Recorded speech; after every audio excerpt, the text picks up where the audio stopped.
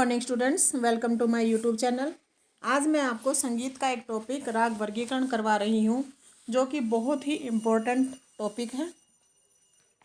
राग वर्गीकरण, रागों का वर्गीकरण किस प्रकार से किया गया है।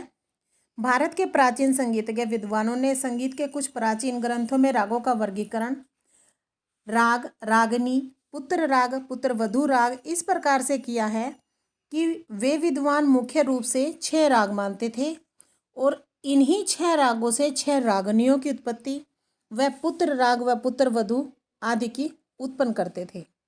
इस प्रकार प्रत्येक राग की 5-5 रागनियाँ, 8-8 पुत्र और 8-8 पुत्र वधू मानते थे। इस राग रागनी पद्धति को मानने वाले संगीतज्ञों में मतभेद था, अलग अलग सबके विचार थे। कुछ विद्वानों का विचार था कि 6 राग अलग प्रकार के थे और कुछ राग अलग प्रकार के मानते थे, यानी कि कुछ तो 6 राग मानते थे, कुछ 6 से अधिक या कम राग मानते थे। लेकिन जैसे तैसे समय में परिवर्तन हुआ, समय चेंज हुआ, विभिन्न प्रकार के राग वर्गीकरण बने। उन्हीं राग वर्गीकरणों का वर्णन निम्न प्रकार से आगे किया गया है कि कौन कौन से राग वर्गीकरण बने।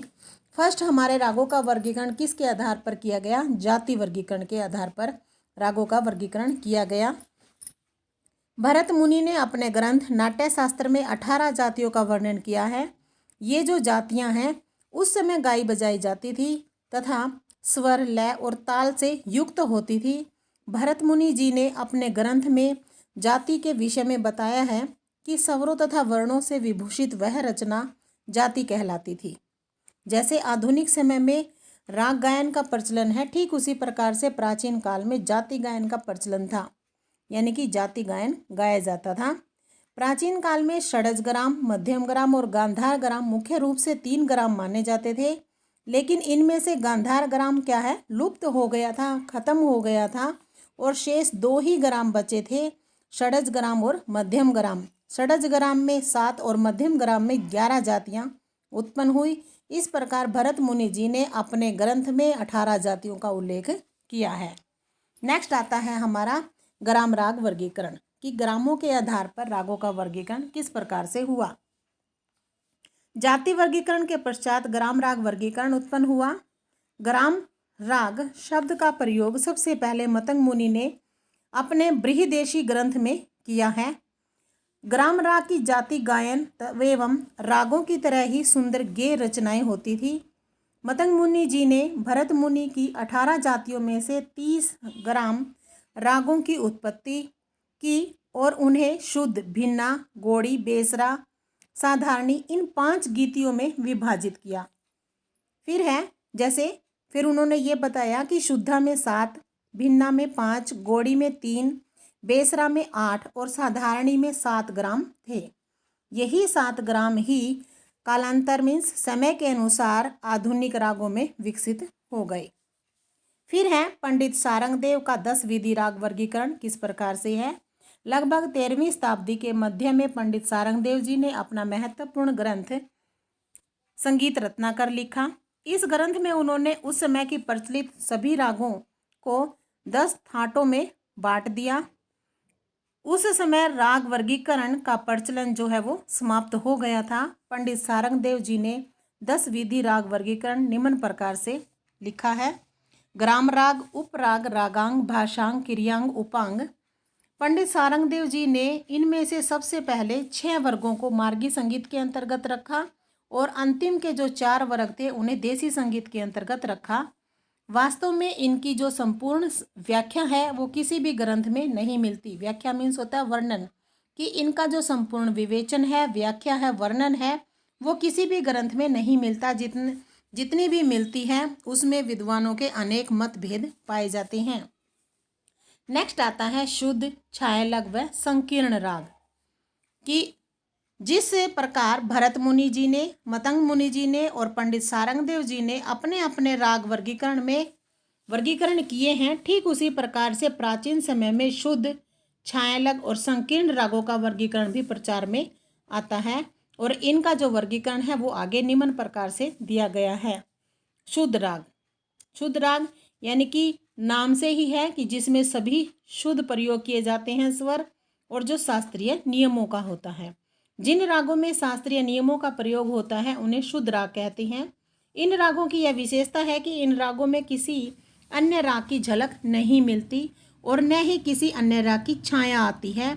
ये वे राग होते हैं जो मूल रूप से अपने शुद्ध रूप में पहले से ही चले आ रहे हैं, यानी कि इनमें किसी और राग की छाया का आने का भय नहीं होता।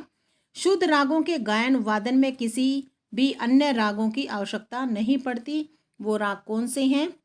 राग बिलावल है, तोड़ी है और राग भैरव है आदि राग शुद्ध रागों की श्रेणी के अंतर्गत आते हैं। नेक्स्ट है छाया लग राग। नाम से है कि छाया लग यानी कि दूसरे रागों की छाया लगे।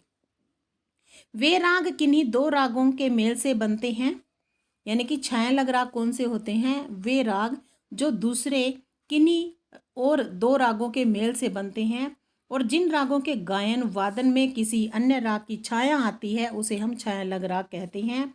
जिस प्रकार से राग जय जयवंती में राग देश की छाया आती है। नेक्स्ट आता है संकीर्ण राग। संकीर्ण राग वे राग होते हैं जो शुद्ध और छाया लग रागों के मिश्रण से बनते हैं, उन्हें हम संकीर्ण राग कहते हैं। इन रागों की अभिव्यक्ति जनसाधारण को बहुत अच्छी लगती है और इनमें राग भैरव है, पिल्लू है, खमाज है, तिलंग है आदि क्या है वो संकीर्ण रागों की श्रेणी के अंतर्गत आते हैं। नेक्स्ट आता है हमारा मेल राग वर्गीकरण। नाम से ही है कि मेल किसे कहते हैं? थाट। मेल का मतलब क्या होता है? थाट। थाट राग वर्गीकरण, इसमें थाटों का वर्णन हुआ है। मेल का नाम, मेल का अर्थ ही होता है थाट। आधुनिक काल में जिसे हम थाट कहते हैं, प्राचीन काल में उसे मेल कहते थे, इसीलिए मेल को आधुनिक थाट का पर्यायवाची भी कहा जा सकता है। आज के समय में पंडित विष्णु नारायण भातखंडे जी ने 10 थाटों के अंतर्गत समस्त हिंदुस्तानी रागों का वर्गीकरण किया है।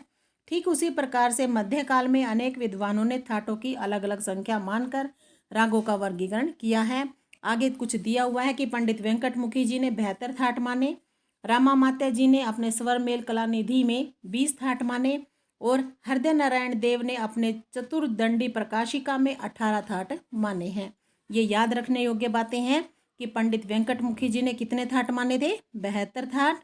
स्वर मेल कला निधि में ये ग्रंथ है तो ये 20 थाट माने हैं और हृदय नारायण देव जी ने अपने चतुर्दंडी प्रकाशिका नामक ग्रंथ में 18 थाट माने हैं। नेक्स्ट आता है हमारा राग रागिनी वर्गीकरण।